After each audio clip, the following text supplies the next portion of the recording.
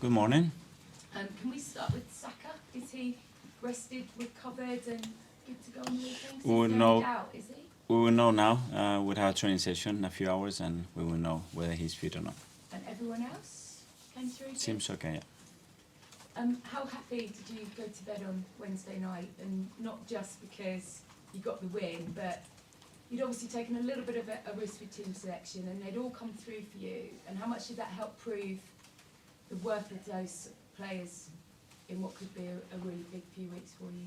Yeah, I was obviously very pleased with the result, the performance, and the fact that everybody responded in the way that we expected. And when you make changes, obviously, there is this possibility because they haven't played that much. But I think the boys were really, really good. Yeah, I mean, how happy was someone like Emil Smith-Rowe?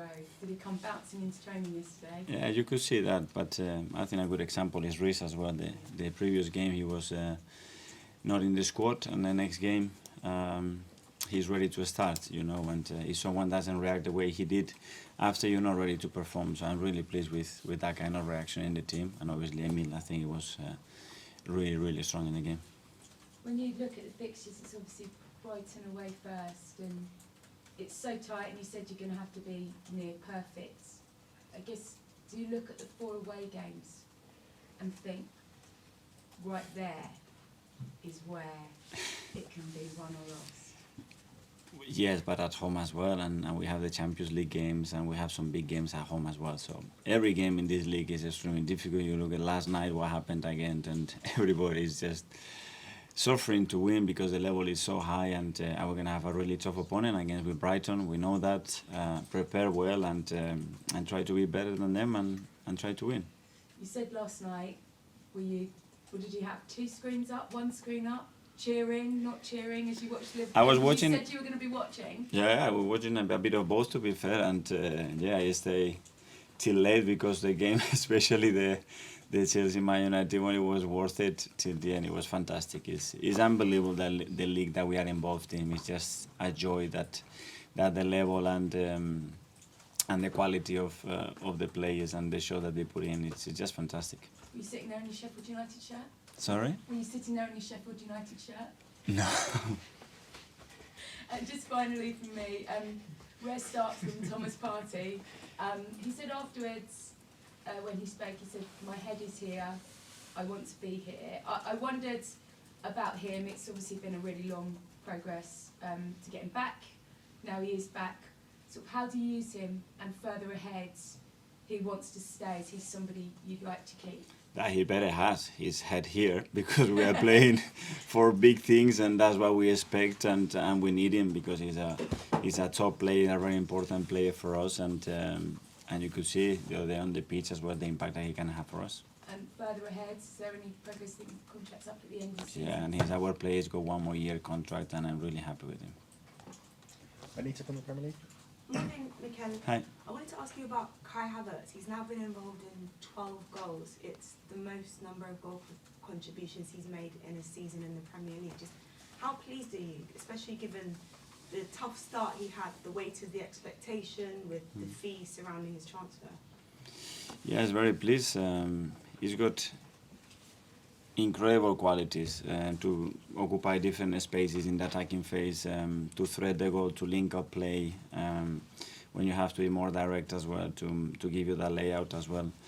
And not only that, I think his contribution defensively is outstanding for the team, his work rate and the effort that he's putting in the high press especially. But he's got more to come, more games to come. He needs to improve those numbers, and I'm sure he will try to do it. So we've not seen his best yet then? I don't think so at his age, and he just started with us, It's just the first season. He's building those relationships. We move him in different positions as well, and he's that good, that intelligent that he can be much better. I'm not sure if you've seen this stat floating around regarding your defence, that Arsenal have only conceded 4 goals in 2024, 10 Premier League games. Again, I imagine that's something that's making you feel very happy. Yeah, for sure, because that talks about, first of all, organization on the team in the defensive phase, and then the desire that the players have to keep clean sheet and to defend well and make life difficult for the opponents, and that gives us a big platform, and the weekend that's going to be a really important thing because they are at top side. And a word on Roberto De Zerbi, his second season with Brighton. They've been in the top half of the table this whole time, despite having injuries like many teams and going to the last 16 of the Europa League. Yeah, very impressed. Top manager, top coaching staff. I think an unbelievable football club. What they've done deserves incredible credit, and the way they run the football club, the decision they have made, and how they have established in the league and now fighting with the top clubs as well. I think they've done a magnificent job, and I think Roberto is giving a very clear style and attractive way of playing football, and they make life very, very difficult for the opponents. Thank you, best of luck. Thank you. Ian, Talksport. Hi, Mikel. Hi. Apart from the defensive record, which is the best in the Premier League, you've also scored more goals than any team in the Premier League. What more do you need to do then to win this title than what you're already doing? Win more games. That's what we have to do, and we're still not at the top, and we have to transform that in winning and winning and winning, and it's the only way to have the chance in the last game of the season to Do you find it amazing? You've got the best record at both ends of the pitch, and yet there's still one team at the moment sitting above you in the table.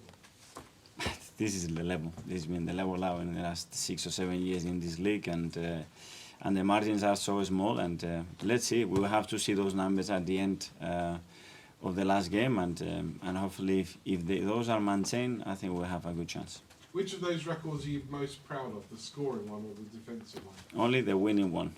The other ones is the one that I won is the winning one. Obviously, the process is super important. At the end, we want that to reflect in the outcome, which is what we're hoping for. I saw Roberto De Zerbi the other night after the game at Brentford, and I asked him about the game coming up with Arsenal. And he said, "I don't want to talk about that. I want to go home and have some sleep." In other words, I don't want a sleepless night. Is that a compliment to you that other managers don't want to think about Arsenal until they absolutely have to, in case it gives them nightmares? Well, I think we all think the same about the opponent. I have the same feeling with them. We finished the game, and straight away I was into Brighton, what we have to do, how we're going to select the best lineup as well, and the things that we have to plan to train the way we have to train to give them the right recovery and be ready to win again.